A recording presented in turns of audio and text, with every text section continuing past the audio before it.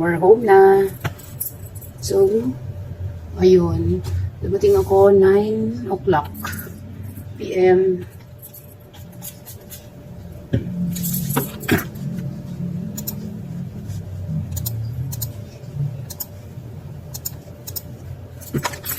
Yan, mas maliwanag. So, alisin na natin ang ating suot-suot na mga barlaloy. First, itong ring from Diamante, Fashionable Accessories, PH. Ayan. Ano siya? Infinity. Yellow gold. Ang ating stainless steel na pointing finger ring.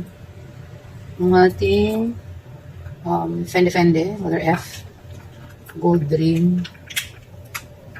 Ang ating engagement / wedding ring.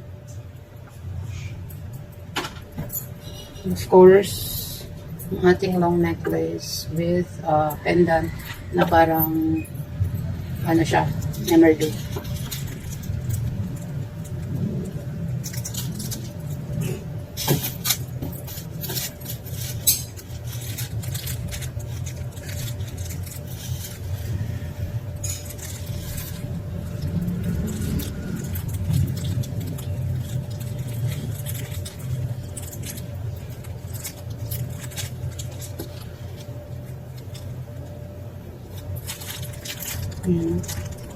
Tapos na natin. Okay.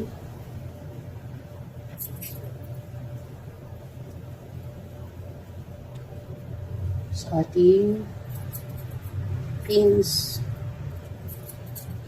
Itong klaseng pin na to is yung parang may ganyan lang siya sa likod. Lagyan ko. Ito yung last minute changes ko kanina, di ba? Bago ko umalis. Kasi nga, mas gusto ko na labas ng color na to.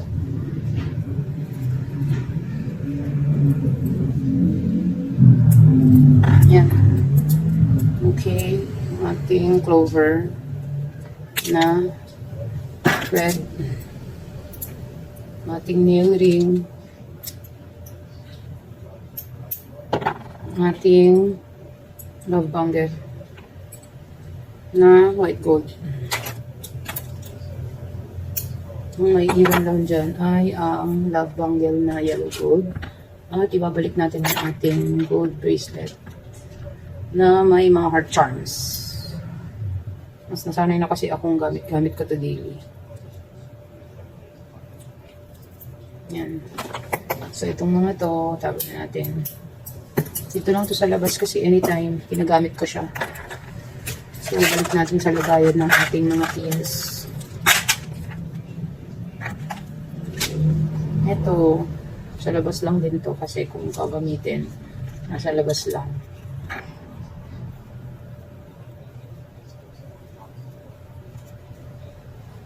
Yan.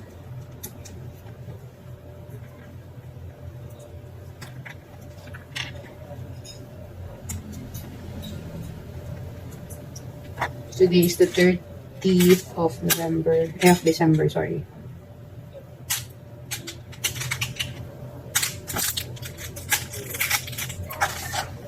Okay, I believe meron pa ito sa alternative. Safety pins. Dami akong lagi nito kasi nga anytime na kailangan meron. So, usually nilalagay ko siya dito sa mga jewelry pouch. So, yun. Inikot lang natin to kanina para magkaroon ng ganon dito. So, tanggalin natin.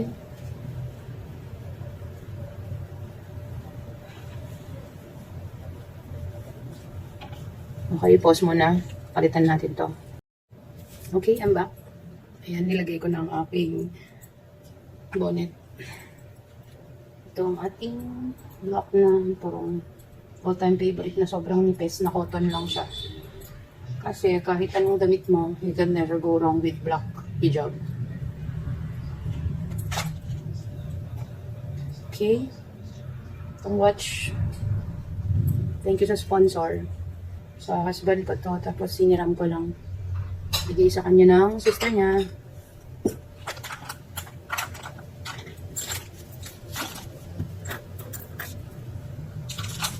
See?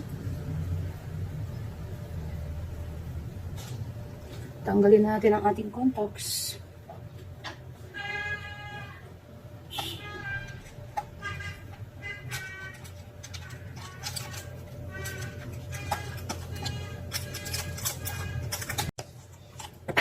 So, ito na. I'm using Lens Flow from EO. Disinfect lenses, rinses, and stores. So, maganda siya. Tanggalin na natin ang ating contacts para makahinga ang aking mata. Actually, ito okay na. Ito yung medyo maano sa mata. Right. So, right muna unang tanggalin. Kasi nga, may grade ito guys. 300 dito sa right, 200 dito sa left. Kaya, muna natin tanggalin ang right. Mag-wash muna tayo ng hands. Ayan.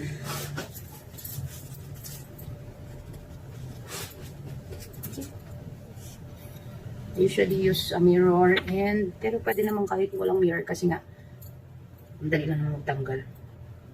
Yan. Yun na.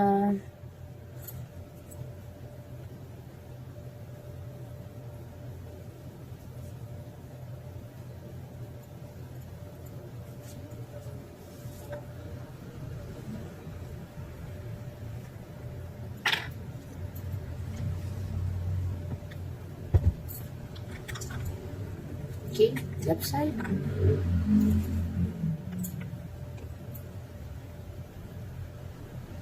Sila. Oh. Bigyan na siya. I-rinse muna natin. After rinsing, lagyan natin ng solution. Yan.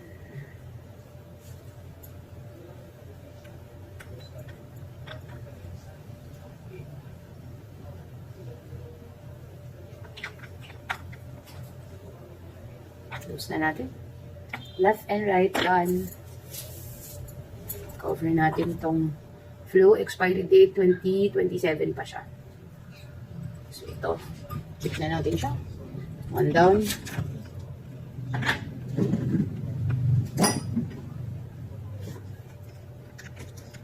Next. Alcohol. Since ano na siya, gabi na. Alisin ko na ang aking makeup. Ay, flex ko pa lang aking bag. Christy ng from Malaysia. So, since tapos na natin gamitin itong bag na to, ay labas na natin ang mga alikanit. Kasi after using e-bag, actually, pinatago ko na siya. Kasi nga, para hindi madumihan, and then you can use it again. Madali lang naman kunin to sa ano. So, trivia pala sa mga bag ko, lagi kong nilalagyan kahit dito, stress. Importante, may laman. Hindi ko siya pinapabayaang walang laman. Yan, tatagot na to siya. So, nasa loob ng bag ko is wallet, portable fan, alcohol, means sugar-free means candy, blush on, pero ginagamit ko lang to para sa mirror, ballpen, lip liner, wipes, lipstick, and earpads. Pero hindi ko naman ito maraming ginagamit. So, yun. Tabi na muna natin. Usually, after kong umalis, ganun yung ginagawa ko. Tinatanggal ko lahat ng laman ng aking mga gamit. So, tanggalin muna natin ang ating makeup. Dahil mas komportable. Kasi feeling ko ang bigat-bigat ng test lock ko. Tsaka may breakouts ako. Mas magandang matanggal. Medyo hindi naman kasi makapal yung nilagay ko. It's ano lang. Tinanggal ko na yung aking sequence tang.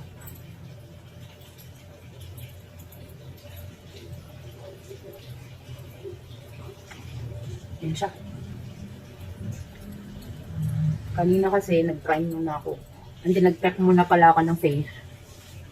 Vitamin C, day cream, serum, sunblock.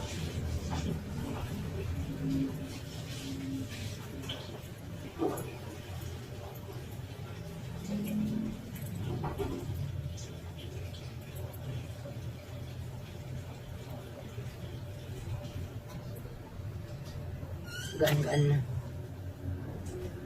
Okay, round 2 ng wipes.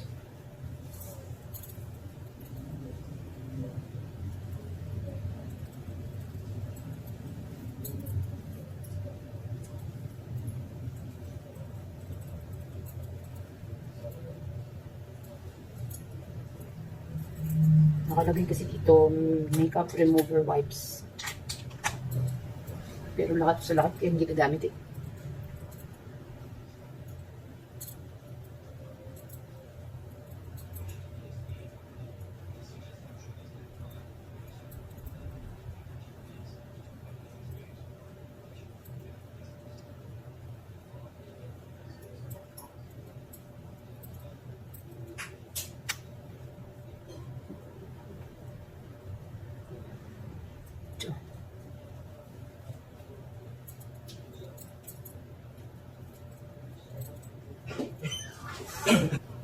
So, yun guys, done na tayo. Nahalis na natin lahat ng makeup, yung contact lenses, yung mga paraphernalia. At ito na lang tatanggalin ko. Sorry sa box. Anyway, thank you very much sa pagsama sa akin, sa pag-prepare, sa pagpunta dun sa last event of the year na inatinan ko ngayong 2025. And hopefully, ayun, we're done for the day, for the preparation, attending the pag-akika, and also sa pag-remove ng everything na ginamit ko kanina. I'm back to my normal me and I'm about to open the store and work na. So, yon, thank you very much sa pagsama sa akin sa last event of the year na inatinan ko for the 2025. Thank you very much and have a great day and have a great year. Happy New Year sa inyong lahat. And don't forget to like and subscribe and hit the notification bell para ma-update kayo sa aking mga updates or sa mga videos. I will be posting more, inshallah.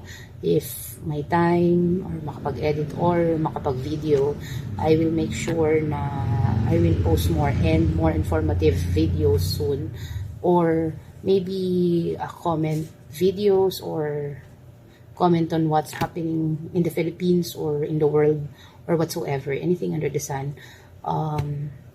Yun, thank you very much. Bye!